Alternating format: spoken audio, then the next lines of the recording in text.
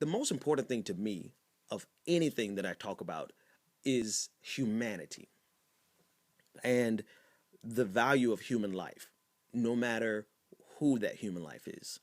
Um, and I won't get into the conversation about all lives versus black lives and that nuance.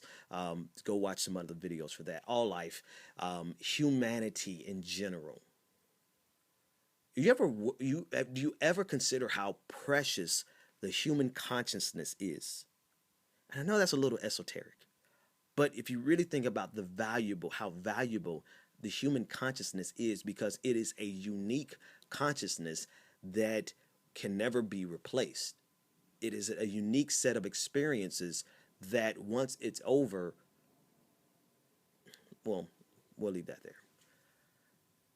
So when we talk about human life, I think that we should talk about it in the most purest sense without any political baggage attached to it. 9/11 is a moment in American history um, that has shaped this entire century so far. And it's likely to shape the rest of at least to 2050. You know, the ramifications of it are really going to stretch easily to the midpoint in this 21st century. But the human life that was lost, the and yes, listen, for everyone listening who I include the military casualties that took place in the Iraq War. I also include the lives that were lost, the civilian casualties that were lost in Iraq and Afghanistan, everything that stemmed from 9/11 and all of the lives that were lost were unique lives, who they were unique people who had agency, who had dreams, who had hopes. Wherever those lives were, they were touched by what happened on 9/11. And I think we need to be careful not to casually dismiss any of them and to not forget any of them. I was really caught off guard this morning by a video that came across my Facebook feed from Mary Grace Diem Foti. I believe I pronounced the last name right, Foti. She has a public profile, so I would encourage you to go to her Facebook page and look at the video of her husband. And you know what? You look at that, and nothing else matters except for the fact that here's a dad who's enjoying his family, who is working hard to take care of his kids, and has a moment of joy with his son, where he picks up his son and he spins him around the room, and they're dancing to "Rocking Around the Christmas Tree." And the dad doesn't care that the footage is rolling. All he cares about is enjoying this time with his family. And that was the last Christmas he would have with his family, because he was one of the 300 plus firefighters that were killed rushing to the rescue of the people in the Twin Towers.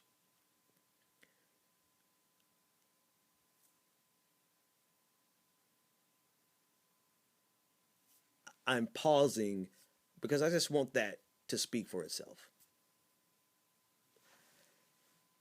Mary Grace Diem Foti, I want you to go to her page and look at the video and share the video. Then there was the story of Bernard Curtis Brown II. This was the story that broke my heart, as if our hearts could have been broken anymore. Um, Bernard was 11 years old, and he was on his way from DC on a school trip, and his teachers were so proud of him.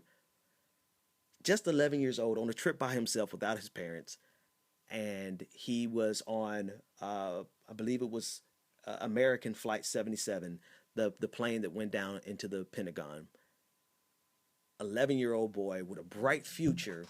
His parents probably nervous about putting him on a plane by himself.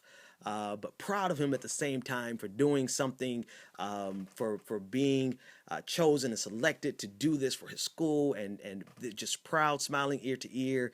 And they put their son on that ill-fated flight that went into the Pentagon. Bernard Curtis Brown II. Now, when you look at well, hang on, because I want to let his name sit and resonate with you.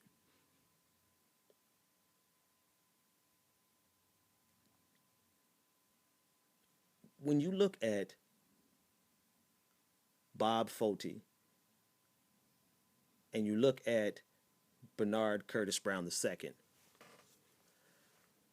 you realize that they're more, that they represented a life that was snatched from us. And these are just two stories: the broken hearts, the tragedy, the lives that were forever changed, the mother and the father who couldn't see their son grow up, the son who did not get a chance to dance with his father at his growing up anymore. He has to look back at these videos and remember and try his best to recall what his father looked like and what his father smelled like when he held him in his arms. And you think about the magnitude of the loss, and then you magnify that by thousands.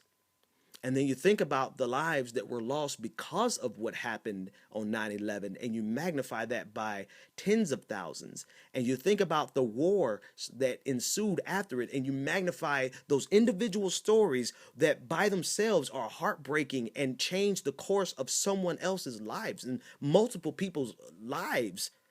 And you magnify that by hundreds of thousands. And you have to pause and consider, what are we doing to ourselves over religion? What are we doing to ourselves over ideology? What are we doing to ourselves over money? We're snatching and ending the stories of people who have the same unique consciousness that we each have, that we each hold on to, that we each would fight for tooth and nail. The most valuable thing that we have is our life. And yet we allow hatred, differences of opinion in religion, differences in opinion of political ideology. We allow greed. We allow all these things that don't mean anything at the end of the day, that mean so much less than the value of the human life that we took, or that we sat by and watched be taken, or we were helpless as we saw the planes go into the tower and realized all those lives are now gone.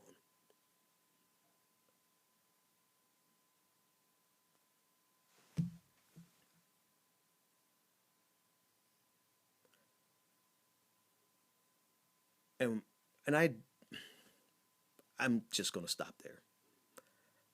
You guys have a great day.